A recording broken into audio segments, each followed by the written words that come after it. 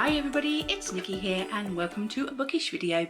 So say it with me, it's bookgammon time. Yes, it is that time of the month where I use my TBR game Bookgammon based off the game Backgammon to help me pick my TBR for the coming month. So today we are going to pick for my August TBR, but before we start gameplay, there is some housekeeping we have to do. Okay, so first of all, we have our priority picks. These are the books that I had on my July TBR that I don't think I'm going to get to before the end of the month. So these are going to be priority picks for the month of August. However, I have decided that I'm not actually going to use any of these as priority picks, just simply because the books that are left, there are reasons why I don't want to read them right now, which I will go into, but I'm still going to show you them because I always do, so we'll just go with it. Okay, so the first one of those is Afterlove by Tanya. I didn't get to this one. This was a Fairy Loot special edition that was sent to us as an extra book in one of the boxes. I am interested in it, but my interest is about a 5 to 6 at the moment. This was probably my least anticipated book of my July TBR. It was at the bottom of the pile to be read. So that goes to show you my interest in this. I will read it at some point, just not anytime soon. The next one I did not get to was my Assassination Classroom Volume 8. And you might be surprised because I always manage to read at least one of these every month. But this month, you know what, I just felt like having a bit of a break from this series. So I ended up reading a different book to fulfill the prompt that this had. So yeah, I went with something different instead. At the time, I was feeling in the mood for something else. So this one didn't get read because it got replaced by something else, which you will find out in my July reading wrap up, which should be on my channel around about the second week of August, if I get my bum in gear. The next book I didn't get to, and I'm kind of sad about it, but kind of not as well. It's The Wicker King by just K. Ancram. The reason why I didn't read this is because during July, obviously, you've heard it said by a million Brits by now, we've had a heat wave, and I'm sorry, but that is not the mood that I need to be in when reading a creepy thriller. As I showed in the TBR video for July, this gets darker and darker as the book progresses, so you end up with these black pages, and I don't think I will get the right atmosphere for reading this book in the middle of a heat wave. I need dark, wintry nights where it's raining and cold, and I hate thunder and lightning. I'm actually terrified of it. I have anxiety attacks, and my husband, as soon as he hears the thunder, he comes to wherever I am and he gives me a hug because he knows I'm terrified, like massively terrified of thunder and lightning. I've started crying. It's a whole thing. But that's the kind of atmosphere that I kind of feel like I need to read this book in. So it didn't get read because the weather wasn't right for it. I call myself, I don't think of myself as a mood reader, but every now and again I realise that there are just some books that require certain atmospheres for me to read them in. And the last book I didn't get read was actually a priority pick from June. It's Scanda and the Unicorn Thief by A.F. Steadman. I still have not picked this up. And again, like the Assassination Classroom, I ended up picking up something else that fulfilled this prompt, or the prompt for this book. And I did that because if you follow my point system, well, not mine, Karen's point system that I use, then you'll know that one of my, through my point system, I have a book allowance of how many books I can purchase in a month. There are some exceptions to that book allowance. in July, spoiler, I went over my book allowance. Who knew? What a strange coincidence. I always do that. It's no shame, no, no different to every other month. But I really went over my book allowance. And one of the exceptions is if I buy a book and read it in the same month, it doesn't count towards my book allowance. So I've kind of been picking up some of those brand new books that I've just bought in July to try and read them so that they can be taken off my book allowance. So I'm not penalised as much. Because at the rate I'm going, I'm going to have no points to bring through to next month. So yeah, it got replaced by a different book. And at the moment, my interest on this is only like a seven or 8 maybe. So I'm just, it's not been read in the last 2 months. So I'm going to put it aside and I will pick it up another day, but not in August. So those are the priority picks that are not actually priority picks this month, but those are the books that I did not get to in July. So next bit of housekeeping is our star book and bum book. So what are the star book and bum book for the month of August? Well, unlike Scanda and the Unicorn Thief, my bum book for August is gonna be The Great Hunt by Robert Jordan, book 2 in the Wheel of Time series. It has been the bum book for the last 2 months and it's going to be a bum book for a 3rd month because I'm thinking 3rd time lucky. We've got to hit it. We have. So yeah, I really need to get this read. I need to get a move on with the Wheel of Time series because I'm stuck on book 1 and I haven't progressed. It's been months and I need to just get going. It is a chonker and it does intimidate me, and I will be listening to the audiobook as I read along with the physical book. So I'm hoping that by reading along with the audiobook, I'll be able to pick it up a lot better. So that is my bum book. And my star book for the month of August is a book that I have been excited about. It was a priority pick for July, but it didn't actually fit any prompts. So I'm going to bring it back this month as my star book. It is The Atlas 6 by Olivia Blake. I have book 2 on pre-order, but I have yet to read book 1, so I don't know if I should be buying book 2 yet or not. So yeah, I'm hoping to get to this. The Atlas 6 says 6 extraordinary magicians, 5 chances to win, 1 secret society. So yeah, I'm very excited to get to this one. It is about like a magic school kind of thing, and yeah, not everyone is going to survive. I like those kind of stories. I like danger, I like edge of my seat. So I'm hoping that that's what this is going to be. This is a Waterstone Sprayed Edges special edition. So very excited. This is going to be my star book for the month of August. I will of course be taking part in the autumn equinox side of the Magical Readathon this month as well, hosted by G from Book Rose channel. I will leave a link to her announcement video in the description box down below. I am continuing my journey through the Aurelium School Academy magic place to become a, what am I going to be? I was aiming for either Moon Guardian or Master of Elements, or as I like to call it, Mistress of Elements. So yeah, I will be continuing my journey with that readathon throughout the month of August as well. So I will do a separate TBR video for that one because I'd like to go into a little bit more information, and these videos are already long enough without me adding that. However, I am going to say that we are back this month with my buddy read with Charlotte. Last month we took a break because Charlotte was hitting a reading slump. Well, she wasn't hitting it, she was deep in it and she was really struggling. So I said to her, look, let's take a break. We'll have nobody read for July. And then she messaged me about a week or two ago saying, hey, are we going to do a buddy read in August or not? And I said, up to you.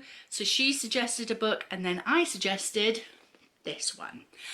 This will be a first read for Charlotte, but it will be a reread for me. It is Throne of Glass by Sarah J Maas, the first book in the Throne of Glass series by her. We are going to start with book 1.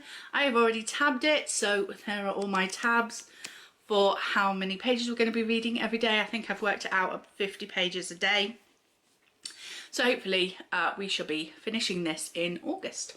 So that is all the housekeeping done, so let's roll on the gameplay and see what Bookgammon has in store for me this month. Fingers crossed. Okay, so let's remind ourselves of the categories. We have red for thriller, pink for contemporary, orange for classics, green for middle grades, yellow for graphic novels and mangas, purple for non-fiction and blue for fantasy and sci-fi. Placing our star book first, let's pull up our random number generator, press the button, number 9. So 1, 2, 3, 4, 7, 8, 9. So it's going on a non-fiction spot. And placing the bomb book is on space 5. Uh-oh. So 1, 2, 3, 4, 5. So that's going on a contemporary spot. So we have our 2 dice, our shaker. I'm going to use 2 brown pieces again this week, this month even. So let's go on. Oh, forgot to shuffle the cards. These are prompt cards. And we're going to drop a few. Okay, cut the deck for one last time. Put them there. Now we can go into roll number 1. A 2 and 3. Okay, so 1, 2. So we have 1 middle grade. And 1, 2, 3. We have a classic. So the classic prompt is author has X, Y or Z in the name. Oh geez, why did I write these prompts? And then the middle grade is play board game one night. Okay, so this is I'm reading it upside down, that's why I struggled to that. So play board games one night. So that is actually a non-reading prompt, which was suggested to me by one of my lovely ladies from the Waterstones book club. She suggested that I make some prompts non-reading to help lower my TBR. So yeah, one night in the month of August, I'm going to sit down with my husband, hopefully my daughter as well, and we're going to play some board games. I love playing board games. That's why I have a board game for my TBR game. So I love that for me. Roll number 2. Are we going to land on that bomb book? I'm so worried. 3. If I can, I have to land on it. And if I move this piece, 1, 2, 3, we land on the bomb book. Oh no. I knew it was going to happen. It had to happen, didn't it? So I will be reading the bomb book in August. So we remove the star token now. And, oh, that went on the floor. And we move this one 6 places. 1, 2, 3, 4, 5, 6. That landed on the star book. Oh. I would have landed on either or of them, because that is where the star book was. So it depended on which one I moved first. Ooh, now here's a dilemma. I never thought of this. If both of my pieces could move to the bomb book or the star book token, they need to move to that space. Well, both tokens did. I'm going to do something I never thought I would do. I'm going to read both. I'm going to read the Bomb book and the Star book. Ooh, this is exciting. Well, I knew that this game would teach me a thing or two as I was playing it, but I never thought of that scenario coming up. Okay, roll number 3. A 2 and a 5. Okay, I'm going to move this one 2, 1, 2, so we can get a fantasy, and this one 5. 1, 2, 3, 4, 5. Ooh, we've landed on the ebook space. So no prompt for the ebook space. I'm just going to read any ebook on my Kindle, and then just the fantasy prompt today. So the fantasy prompt is the book has an author's note. So many books have an afterword in there or a pre-word. Is that the thing? Is that the one? Preface, that's the one I'm thinking of. But does it have an author's note? So I need to find one with an author's note. Roll number 4. Ooh, I thought that was going to be a double then. So 5 and a 6. Okay, if I move this one 6, 1, 2, 3, 4, 5, 6, and I move this one 5, if my maths is right, 1, 2, 3, 4, 5, yes. So they've both landed on a thriller, so that is just the one prompt. Need to make it easy for myself in August. So the thriller prompt is a book featuring a profession. So it could be character is a teacher or a detective, or I don't know, could be a butcher. I do not know, but we will have a look and see what I can find. Roll number 5. It's a double, but it's an even double. It is double 4, which means it's an even number. So that means we can still move forwards. Remember, odd numbers mean we move backwards, but even numbers means we move forward. So both move forward 4. So let's stack them. 1, 2, 3, 4. So that's an easy one. I just have to read a second ebook because we've landed on the second ebook space. Roll number 6. Could this be the last roll? Nope. Okay, so we're going to move 1 space and 1 2 space. So we have a fantasy and a contemporary. So the contemporary prompt is protagonist over 30 years old. Ooh, that's going to be kind of hard to find. But we have more contemporaries nowadays that are dealing with the older generation. But it's going to be hard to figure that out just from a synopsis. Anyway, and the fantasy prompt is related to the word gold. So I guess in that sense is anything that's gold or shiny or rich or expensive. So yeah, I think that's what that means. So that's a play on the word gold. If the title or the series has the word gold in it, that would be fine. But yeah, let's see what I can come up with for that. Roll number 7. Is this the last roll? Ooh, it is for one of them.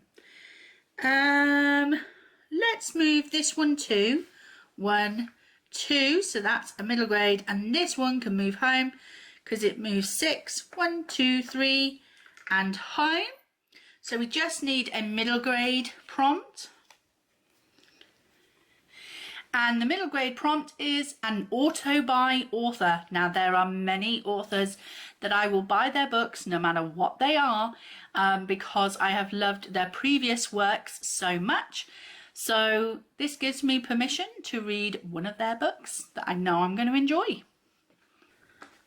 So as we only have one piece left on the board and it is on the last space, I'm going to take my chances and I'm going to use both dice, because if I get a double odd number, I will have to move back. But if I don't, then I'm home. So, but if I only use one dice, I'm definitely home. So I'm going to take a gamble and use both dice and see what we get. Cross your fingers for me. Ready? 3, 2, I'm nervous. 1. Oh! So we have a 3 and a 4. So no double, we are going home. And that is it for another month of Bookgammon. So that was the gameplay. Who knew? Never saw that one coming. Never imagined that scenario coming up in Bookgammon. I always thought it was going to be either or, but apparently this month it's both. Both my bomb book and star book. So let's get into my picks for the month, shall we? So for roll number 1, our first prompt was a middle grade, and that one was just to play board games one night. This is a non-reading prompt that was suggested to me by one of my Waterstones book club ladies, and I love this idea. A, it means less books for me to read, but B, I love playing board games, hence why I do a TBR game.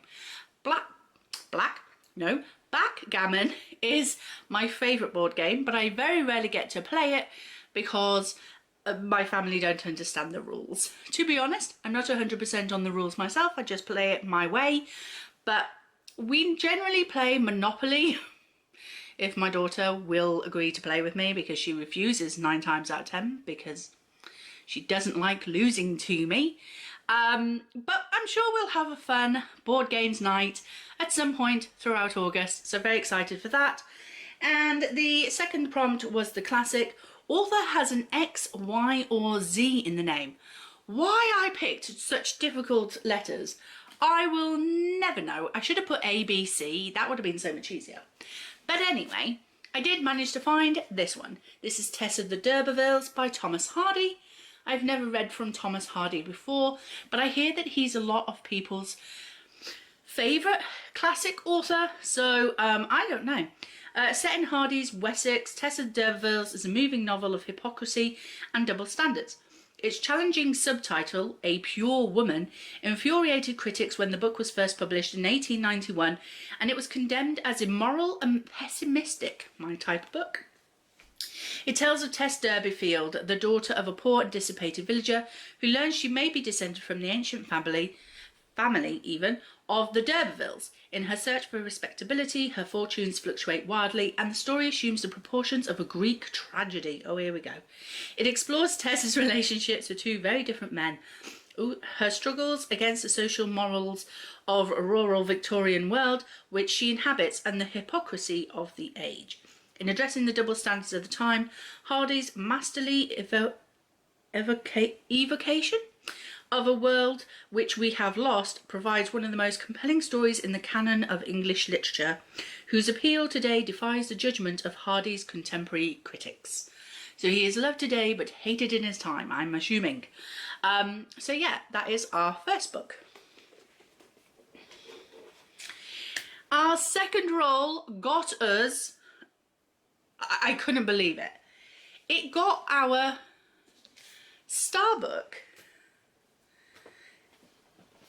and the bomb book in the same roll. And at first I thought I was going to get the bomb book. But then when I moved the other piece, it landed on the place where the star book was. And so I realised that it mattered which one I moved first as to which one I got. But the rule is, if it lands on a token, I have to take the token. Well, both pieces would land on a token, so I took both books. it's my game, my rules. It's never happened before, but hey, I'm really excited I got the Atlas 6, but I'm kind of excited that I got the Great Hunt now, because now I have to read it, because it's my bond book and I have to read that. So I'm excited. I'm excited that I got both. I can't believe it. Like, it was probably the best thing that could have happened for me in August. So granted, she's a chonker. She's not so bad, but you know, I'm happy. I got both books. But I just never imagined that in any of the scenarios that I created for Bookgammon. So that was a bit weird. Okay, moving on to roll number 3. Our first one was a fantasy, and that one was to have an author's note. And for that one, I'm going with Scott Westerfeld's Mirror's Edge, because this one does have an author's note. Is it in the back? Do I remember it being in the back? Yes, author's note at the back, right there. So I'm going to read it. This is the 3rd book in the Imposter series. Absolutely love this series. It's kind of a companion series to Uglies, because this series follows about 10 years after Uglies. And I'll say it again, Uglies is my favourite. So yeah, I'm very excited to continue on with this one. I won't go through the synopsis because it is the 3rd book in the series.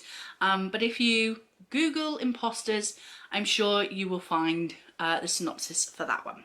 So that's the next book. And for the second piece of that roll, we got ebook. So for that one, I have decided to go, where have I written it down? I decided to read one of my e-arcs from NetGalley called Perils of Sea and Sky. I will put the author's name on the screen for you. I can't remember what this one is about, and I don't have my phone to check, but it's got a ship on the front. So I'm guessing we're going to be on a boat, ship thing. I'm very excited for this one because, as you know me, I love a book that's set on a ship. I don't know what it is about that setting, but I really, really enjoy it. I'm hoping for some pirates. I'm hoping for some like dark and mysterious crew and things like that. I don't know what it's really about, but when I read it, I will let you know. So there we go. That is the next one.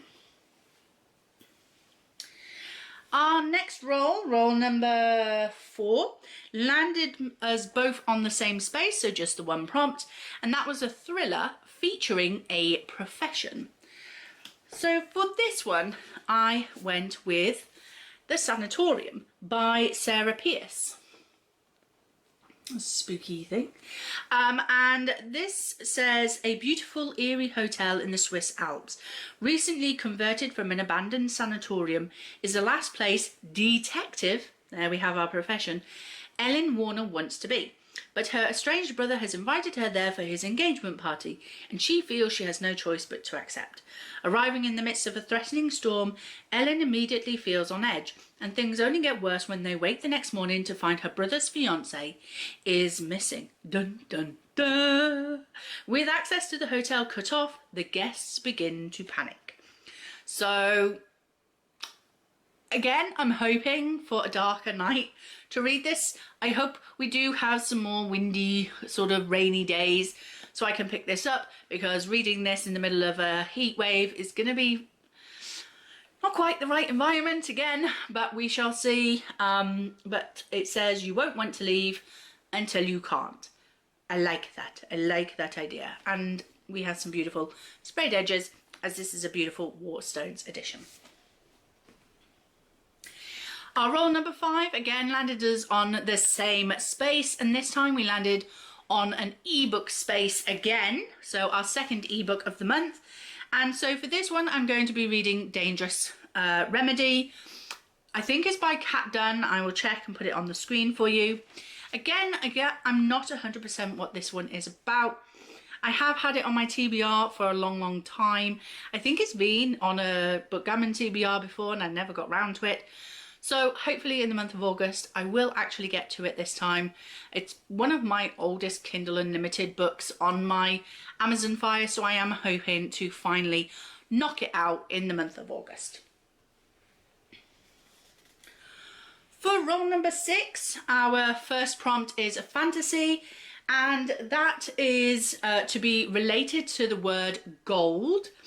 So for that, I thought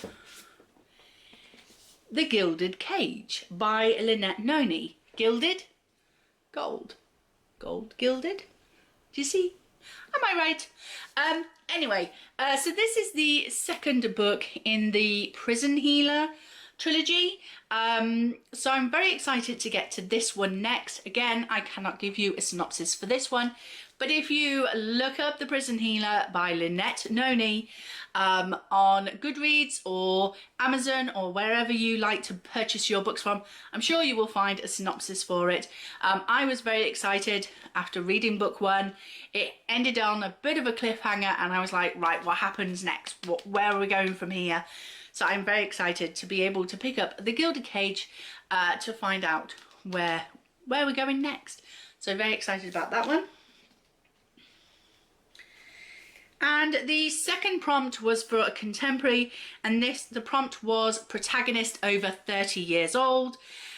This was difficult because most synopses don't give you the age of the characters. It's not until you start reading the book that you begin to realise these are teenagers or these are adults, and sometimes even when a contemporary is about an adult, they might be in their late 20s. Doesn't really specify apart from like one little comment maybe. So this was actually really hard for me to figure out without some help and some recommendations from other people. So I turned to my good friend Charlotte and I asked her for her advice, and she said that a book that she's recently read, I can't remember what book she said, it's either The Switch or Flat Share or something like that. I can't remember. I will check with Charlotte. She has sent it to me because she read it recently, and although I think she enjoyed the book that she suggested, of which I cannot remember the name of, she decided not to keep the book, so she said she would send me her copy so I can read it. So I will check with Charlotte what the book was called, put it on the screen for you, and that will be the book that I'll be reading. It's going to be a surprise. And last but not least, we have our final roll, and the prompt for that was middle grade auto by author. And I bet you can't guess which author that was for middle grade. It's Alistair Chisholm. I will buy anything he writes because I love his work. So this is his recent one, The Consequence Girl by Alistair Chisholm. So there we go. He writes sci-fi for middle grades. And every book of his has a beautiful message inside, and I love his stories. I'm not a massive sci-fi fan. I mean, Uglies is my favourite series of all time, and it is sci-fi, but it's a simple sci-fi. Adult sci-fi, not a chance. I can't deal with that. YA depends how scientific it is. Scott Westerfeld's is real simple, and I can see it working. And then we have middle grade sci-fi, which I absolutely love, apparently. So it says, the world of Colony is in ruins. No one knows what caused society to begin tearing itself apart. Humans, it's just humans. We're awful creatures. But the secret may lie with Cora, a girl living on the mountainside far away from others. Cora possesses an incredible ability, one that can change lives in ways both good and bad. But there are people looking for Cora, and she is forced on the run and must decide who she is, what she can do, and how to fix the world. So this one is actually signed by Scott Westerfeld, not Scott Westerfeld, by Alistair Chisholm, because I did meet him recently when I purchased this book at a local indie bookstore, which is the Drake's bookstore in Stockton-on-Tees. So yeah, I'm very excited for this, and cannot wait to read his newest book and add it to my favourites. So yeah, I'm sure it says she has it in her power to begin the world over again. So very excited for that one. And that was it. We were home. So that is my Bookgammon TBR. There is only 10 books this month on my Bookgammon TBR, which is really, really great, because I'm hoping that, well, I know some of these books are going to fit into the reading prompts for the Magical Readathon. So hopefully I won't have to add too many extra books on to complete my Magical Readathon for the month of August as well. So we've got a good start. So yeah, I'm very excited for my TBR for the month of August. Very excited about every book. There isn't one where I'm a little bit like, kind of. I mean, Tess of the Derbyvilles, maybe, but I'm also very intrigued because I've heard a lot of people say good things about Thomas Hardy and his writing. So I am intrigued. So this one is the one that I'm a little bit unsure about. But other than that, I'm very excited to get to every single book on my TBR this month. So that is it. That is Bookgammon TBR for the month of August. Are there any books that I have picked today that you are reading in the month of August? Would you like to buddy read them with me? Let me know in the comment section below the video. So that is it. Look out for another TBR video for my Magical Readathon TBR. And thank you very much for watching. I hope you enjoyed the video. If you did, please like, comment and subscribe. And I will see you in the next one.